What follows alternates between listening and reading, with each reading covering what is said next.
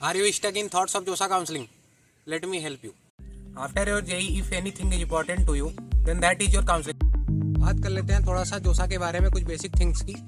तो जोसा हर साल IITs, NITs, IIITs, IIST और GFTIs में एडमिशन के लिए होती है और इसमें टोटल 6 राउंड्स होते हैं। अगर बात करें एलिजिबिलिटी क्राइटेरिया की, तो anyone who have given JEE main और JEE advance can participate in जोसा काउंसलिंग। और अगर आपने JEE एडवांस एक अच्छी रैंक के साथ क्वालिफाई करा होगा तो आपको IIT में सीट मिल जाएगी।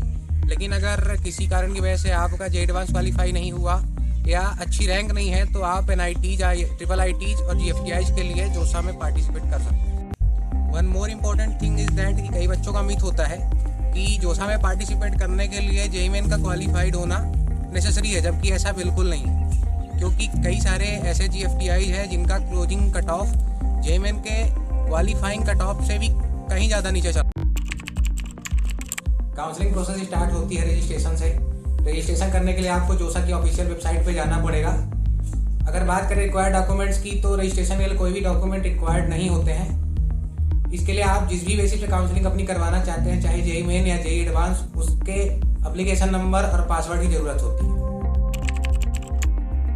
रजिस्ट्रेशन के बाद आपको चॉइस फिलिंग करनी होती है। इसके लिए आपको आपकी जो मोस्ट प्रिफर्ड सीट है उसको आपको अपनी चॉइस फिलिंग लिस्ट में सबसे ऊपर रखना है और इसी प्रेफरेंस के बेसिस पे ही आपको चॉइस फिलिंग लिस्ट में ऊपर से नीचे जाना है।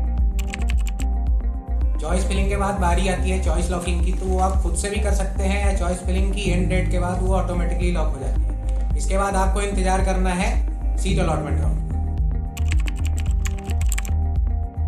जैसा कि मैंने आपको पहले ही बताया था कि जोसा में टोटल 6 राउंड्स होते हैं, तो हर एक राउंड का रिजल्ट 4 to 5 डेज के डिफरेंस में आता रहता है। बाय द वे आपको उस राउंड का वेट करना है जिसमें आपको सीट मिलती है। जैसे फॉर एग्जांपल, अगर आपको सेकेंड राउंड में सीट अलॉट हुई, उसके बाद आपको 3 ऑप्शन मिलते हैं, फ्रीज, फ्लोट और स्लाइड। अब इनका मीन्स बड़े ध्यान से समझिए क्योंकि ये बहुत ही इंपॉर्टेंट चीज़ है।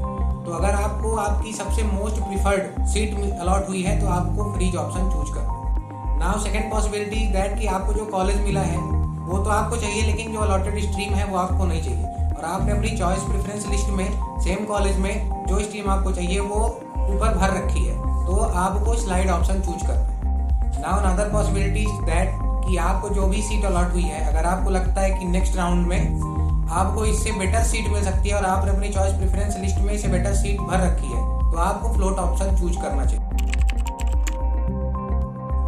नाउ आफ्टर दिस आपको ऑनलाइन रिपोर्टिंग करनी है, जिसमें आपको कुछ डॉक्यूमेंट्स अपलोड करने होते हैं। अभी कौन से डॉक्यूमेंट्स हैं इनकी एक लिस्ट आपको कमेंट बॉक्स में पिन कमेंट में मिल जाएगी। बारी आती है सीट एक्सेप्टेंस फी पे करने की। And if you fail to pay the seat acceptance fee you will be out from the counselling process and आप जोसा के नेक्स्ट राउंड में पार्टिसिपेट नहीं कर पाएंगे। तब आपको वेट करना पड़ेगा CSAB काउंसलिंग तक।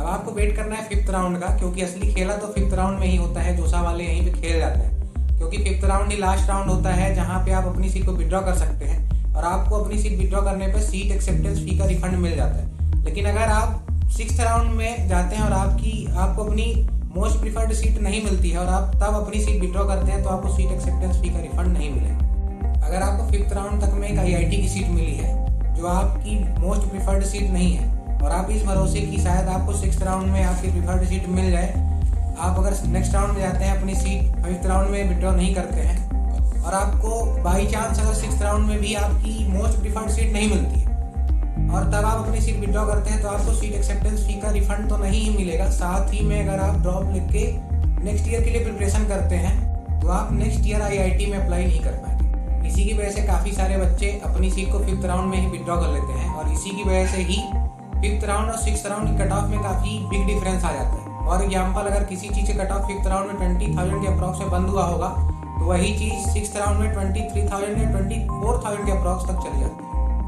अब आपको 6th राउंड में जो भी सीट अलॉट हुई है वो IIT प्लस सिस्टम के लिए फाइनल सीट होती है, जबकि और NIT प्लस सिस्टम आप CSAB काउंसलिंग के लिए जा सकते हैं। खैर, CSAB काउंसलिंग के बारे में मैं आपको एक अलग से वीडियो बना के समझा दूंगा। अब 6th राउंड के रिजल्ट के बाद अगर आपको फर्स्ट टाइम सीट अलॉट हुई है तो पहले तो आपको सीट एक्सेप्टेंस फी पे करनी है, साथ ही ऑनलाइन रिपोर्टिंग करनी है। इसके अलावा एक चीज़ और जो सबको करनी है, चाहे आपको फर्स्ट टाइम सीट अलॉट हुई हो या उसके पहले अलॉट हुई हो, वो है पार्शियल एडमिशन फी का पेमेंट। आपको सारी फी डिटेल्स आपको कमेंट बॉक्स में पिन कमेंट में मिल जाएगी। इतना करने के बाद अब अगर आपको सीसेप काउंसलिंग के लिए जाना है तो आपको वेट करना है उसकी नोटिफिकेशन का, या फिर आपको जो भी सीट अलॉट हुई है अगर वो आपकी प्रिफर्ड सीट है तो आपको वेट करना है अपने कॉलेज की फिजिकल रिपोर्टिंग की notification. So this was all from my side. अगर आपको वीडियो इन्फॉर्मेटिव और हेल्पफुल लगी हो तो consider giving a thumbs up to the video and kindly support us by subscribing the channel.